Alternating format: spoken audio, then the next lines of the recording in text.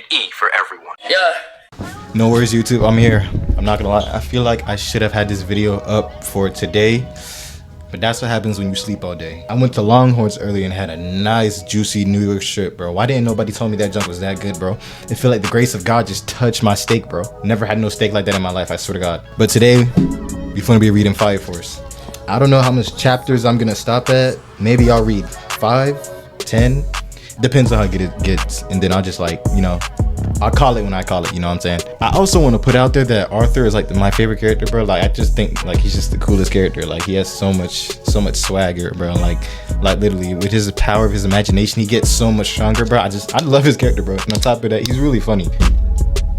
Alright, but let's get to it. Alright, I got it. So basically this is the part where I left off on when I was reading last night. I want to continue reading this. Like I'm not gonna lie, last night where this part scared me, bro, but tonight I'm not scared of it right now, so we good. So they said there was a 5th pillar that showed up. So basically in chapter 217, unconscious, SHINRA wakes up and he's totally like lost and confused. He remembers having an Adola link while seeing like the past and whatnot, and he's still confused on why he's being chained up. And basically Captain Obi and the lieutenant comes in, they let him up, they basically tell him that he was a different person, and Arthur was basically the first person that realized it, seeing that he's had a new hairdo and whatnot. And why did they let him do this, and like why didn't they stop him, that this is lame and whatnot. He was thinking basically he lost time and he wasn't himself, basically what the captain and everyone was telling him. So he ended up washing off the new hair. He has piercings now, and he has like tattoos and whatnot. And Vulcan did it himself, not gonna lie. He tells him that Arthur was the first person to notice that he was off. Thanks Arthur. And this dude League's coming to the camera real quick. He's telling him that he has no idea what happened after the 1st pillar. And League told him that he did things that normally he wouldn't do as himself. He did things such as assaulted the sister as well. And SHINRA's like, wow, stunned. Alright, next chapter, 218, a shadowy figure. So basically we see Obi and Lieutenant over here watching the news, talking about hoarders, and Lit comes in, talking about SHINRA, saying that he appears to be the old SHINRA, the original one before the alternate one. He's saying as a researcher, he's never seen anything like the SHINRA that they had going on for the past since the original SHINRA was out cold. Obi is questioning, is it the effects of Adola burst? Leaked has stated that SHINRA told him that he visited the past via Adola link, the past before there was a great cataclysm. And Obi is thinking, did it mess him up in some way? And which Leaked says there appears to have been a connection. And we go over here to see SHINRA hanging out with Arthur. SHINRA is thinking about what he saw and how he saw people that didn't seem to be just like him. People that were humans but weren't 2D. He's questioning where has he been, what has been going on since he lost consciousness. Arthur then asks SHINRA what he saw when he went to go see the past. He then tells Arthur that he saw actual real life humans, and he uses a stick to draw out a picture. And not gonna lie, this is some scary stuff. He's asking Arthur, what do you think it is? It has hands, eyes, 2 legs, more just like a human. Same thing. He was saying that all the futures were different, but more or less they were human. He then says when the great cataclysm happened 250 years ago, it altered the very structure of their world. He then goes to say what has happened to Tokyo in the last 3 months since he's been passed out. He wants to know who he was while he was passed out and why he has tattoos in his body and what personality did he take. He then asks Arthur what does he seem like to him. He tells SHINRA that they called him SHINRA Kusakabe and Matricide, the devil with a crooked smile. He then tells SHINRA for the past 3 months he's been a piece of garbage, a waste of space, and he couldn't tolerate him in the past 3 months. He said SHINRA as cold-blooded, cruel, and violent, and nobody knew what to do with him. Arthur tells SHINRA that he seemed to be the Kusakabe that they talked about in the rumors. He said he doesn't think SHINRA has known, but there has been rumors going around at the time that he had tattoos all over his body and flames on his leg to celebrate killing his mom. And he says for the past 3 months that's who SHINRA has been. Arthur goes to tell him it was basically the Adola him, and that's when SHINRA goes to figure out it might have been a doppelganger.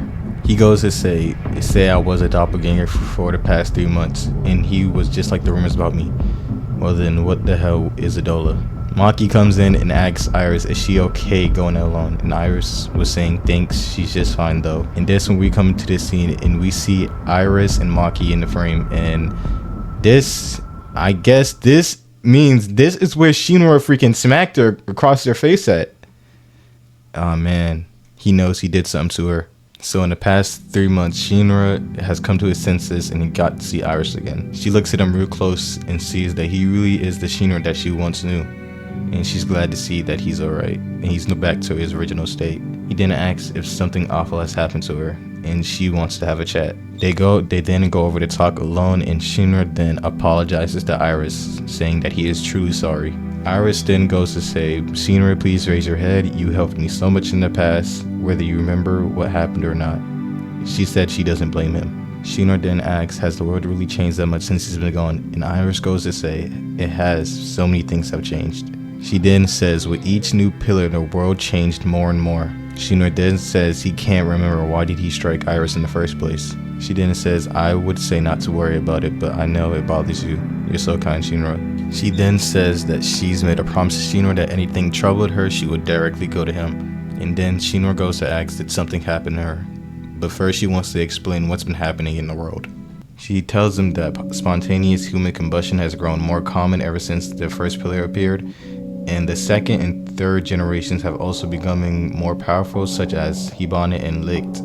Because of the world, Adola is growing closer to theirs. She also then tells him that something changed within her as well, and so she kept it a secret and came to talk to Shinra first. And now we can see that Iris is a third generation. She says her fire is weak and that's all that she can manage, and Shinra goes to tell her you're a third generation, and he finds that very amazing.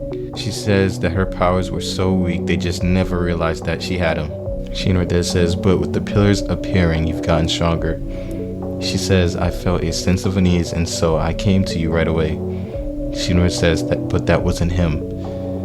She says, I've been so troubled over everything about my powers and myself. It's like I don't believe in my own existence. She says, I had a feeling like I'm some sort of imitation. And we get a picture of this girl that looks just exactly like her. And when she went to go talk to Shinra about it, he hit her. Dang, brutal, what the freak. Shinra states that Arthur described him as a mother-killing devil, and that the sister is so warm, so gentle, she radiates light around her. She's like a sunflower. If you were to give that description to any citizen of the Empire, they think you were talking about Amaterasu. Bro, that gotta confirms it, bro. Iris is the pillar, bro. Somebody's a doppelganger, bro. Who is it, bro? Is it Iris or the girl that lives inside Amaterasu? Yeah, now that I think about it, the girl inside Amaterasu has been around for like 250 years or so, and Iris has definitely not lived that long, saying that she's a human.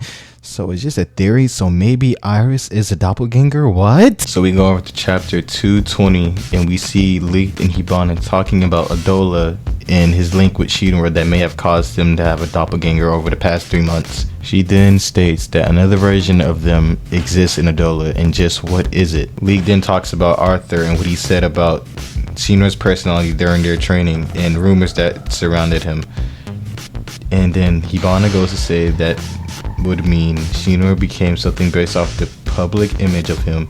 But what hypothesis can we really come to based on the information we have? What exactly is going to happen when the 8th pillar appears? So we see Captain Obi talking with Shinra, talking about the house that was given to them in Asakusa that Vulcan renovated, and asking Shinra if he's doing well and he's cooled off yet. He said he's got to handle what happened to him, it just doesn't seem real yet. He's saying that Shinra was so off the rails, it's a shame he can't remember it. He says that Shinra was a real Helen for the last few months, but he couldn't bring himself to hate him. He's saying that seeing Shinra smile cleared up all his worries, and we're in this together, and he's glad to have him back fighting with them as the original Shinra. Shinra seems to be grateful as the captain didn't push him away and just accepted him for who he was. He then expresses his gratitude again to the captain. Shinra states that Iris has told him that with each pillar everyone has been getting stronger. Captain Obi then states that people such as Monkey and Hinuas have felt their powers rising, and that he then thinks to himself he doesn't know about Iris yet. He then says, but from what I heard, the biggest effect has been on the third generations who were already strong to begin with. Obi then asks SHINRA about the dream that he saw in the past, and SHINRA asks, do you think it's related? Obi then says that Captain Shimon said something about a dream he had, a dream that felt real.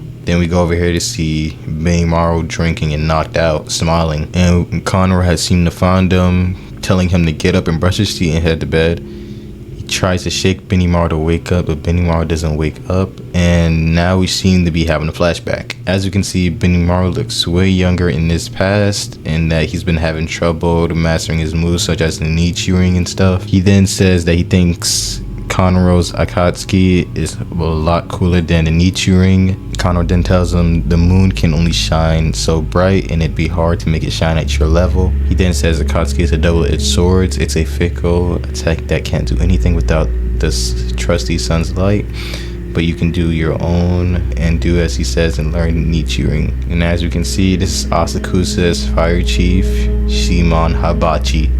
And I'm not talking about the food. And that's where the chapter seems to end off. Okay, that's where I'm going to end it for tonight, because unfortunately I'm very tired and I feel like watching TV and going to bed and getting some water. I'm pretty thirsty as well. So good night, guys. I hope you guys have a blessed night or morning or whatever time you're watching this video at, and I thank you for watching.